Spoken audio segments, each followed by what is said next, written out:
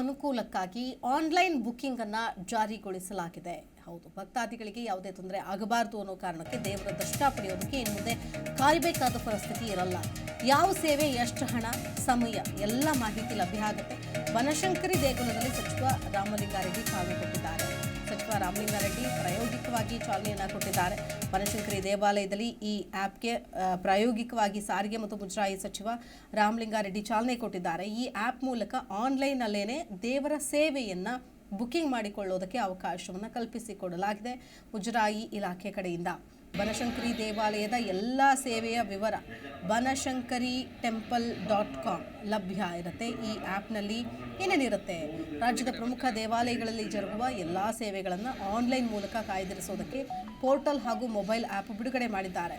ರಾಜ್ಯದ ನೋಡ್ತಾ ಇದ್ದೀವಿ, ಅಧಿಸೂಚಿತ ಸಿ ವರ್ಗದ ದೇವಾಲಯಗಳ ಅರ್ಚಕರಿಗೆ ಪಾವತಿಸಲಾಗ್ತಾ ಇರುವಂತಹ ತಸ್ತಿಕ್ ವರ್ಷಾಸನ, ಇನ್ನು ಅರ್ಚಕರಿಗೆ ನೀಡಲಾಗುವ ಮರಣ ಪರಿಹಾರ, ಅರ್ಚಕರ ಮಕ್ಕಳಿಗೆ ನೀಡಲಾಗುವ ವಿದ್ಯಾರ್ಥಿ ಪ್ರೋತ್ಸಾಹಧನ ನೇರವಾಗಿ ಅರ್ಚಕರ ಖಾತೆಗೆ ಪಾವತಿಸೋದಕ್ಕೆ ಅನುವಾಗುವಂತೆ ಈ ಪೋರ್ಟಲ್ ಹಾಗೂ ಮೊಬೈಲ್ ಆ್ಯಪ್ ಅನ್ನು ಅಭಿವೃದ್ಧಿ ಮಾಡಲಾಗಿದೆ.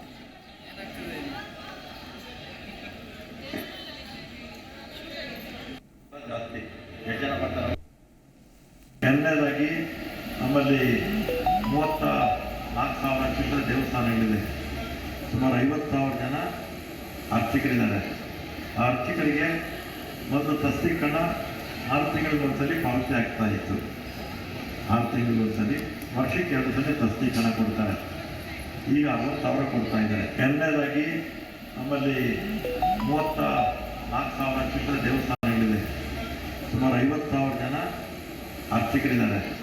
ಆ ಅರ್ಚಕರಿಗೆ ಒಂದು ತಸ್ತಿಕನ್ನ 6 ತಿಂಗಳಿಗೊಂದ್ಸಲಿ ಪಾವತಿ ಆಗ್ತಾ ಇತ್ತು. 6 ತಿಂಗಳಿಗೊಂದ್ಸಲಿ, ವರ್ಷಕ್ಕೆ 2 ಸಲ ತಸ್ತಿಕನ್ನ ಕೊಡ್ತಾರೆ. ಈಗ 60,000 ಕೊಡ್ತಾ ಇದ್ದಾರೆ. ಎರಡನೇದಾಗಿ ನಮ್ಮಲ್ಲಿ 34,000 ಚಿತ್ರ ದೇವಸ್ಥಾನಗಳಿದೆ. ಸುಮಾರು 50,000 ಜನ ಅರ್ಚಕರಿದ್ದಾರೆ. ಆ ಅರ್ಚಕರಿಗೆ ಜಿ ಕನ್ನಡ ನ್ಯೂಸ್ ಈಗ ನಿಮ್ಮ ಮನೆಯಲ್ಲೇ ನೋಡಿ. ಎಲ್ಲ ಕೇಬಲ್ಗಳಲ್ಲಿ ಈಗ ಲಭ್ಯ.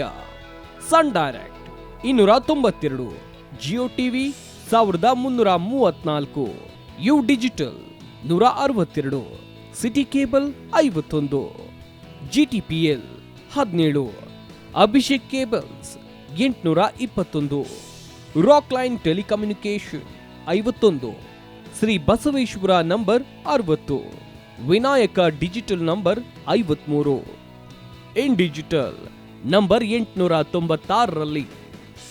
ನಿಮ್ಮಿಸ್ತದ ಜಿ ಕನ್ನಡ ನ್ಯೂಸ್ ನೋಡಿ ಆನಂದಿಸಿ.